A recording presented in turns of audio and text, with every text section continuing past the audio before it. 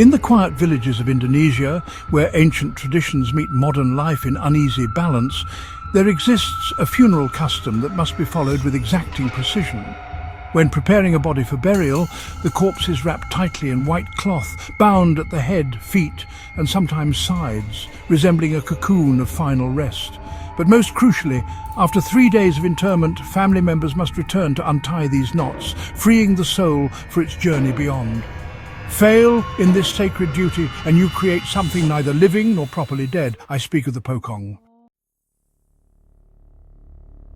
Unlike vampires that feed or ghosts that haunt specific locations, the Pocong exists in a state of perpetual transition. A soul trapped within its burial shroud, unable to complete its journey to the afterlife. By appearance, the Pocong retains the shape of the human burial bundle, a roughly humanoid form completely encased in white cloth, traditionally made from kafan, a simple, seamless shroud. The fabric appears supernaturally preserved despite grave dirt, with a ghostly luminescence visible in darkness. Unable to walk with bound feet, the Pocong moves by hopping. This seemingly awkward locomotion belies its supernatural speed and relentlessness. Witnesses describe the sound, a rhythmic thudding punctuated by silence as it launches itself impossible distances. The Pocong's origins lie in the disruption of proper funeral rites. Perhaps the family forgot to return and untie the bindings. What makes the Pocong uniquely terrifying is its singular purpose: to seek those responsible for its incomplete transition and force them to complete the ritual. It does not feed on blood or consume souls. It hunts specific targets with the single-minded focus of unfinished business.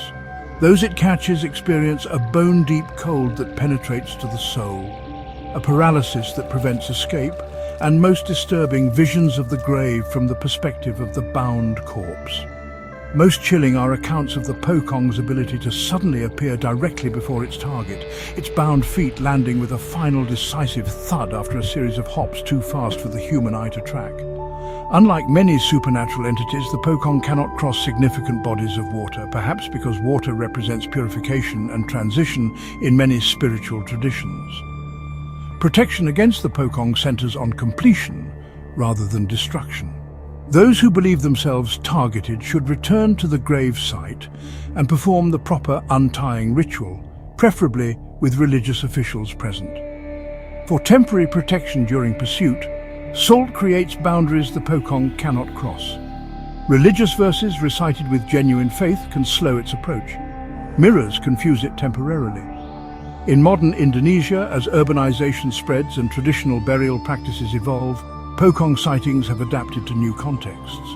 Cemetery caretakers in Jakarta report bound figures hopping between graves after hours. Most disturbing are accounts from apartment complexes built over former cemeteries, where residents report rhythmic thumping sounds moving up stairwells at night. White shrouded figures glimpsed in peripheral vision, and the persistent smell of funeral flowers in buildings with no floral arrangements.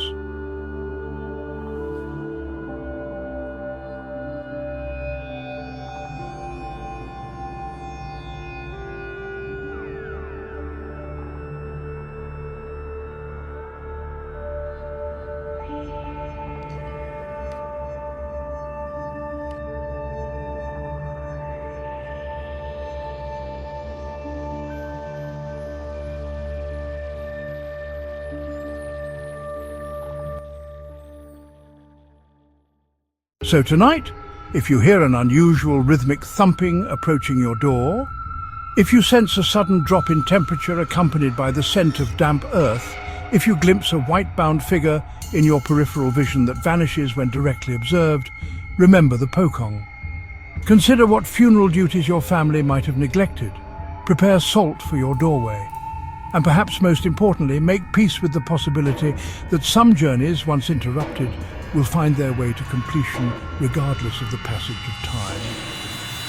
For in the space between proper life and proper death, the Pocong reminds us that our obligations to the deceased don't end with burial, and some ritual duties, once undertaken, cannot remain unfinished without consequence.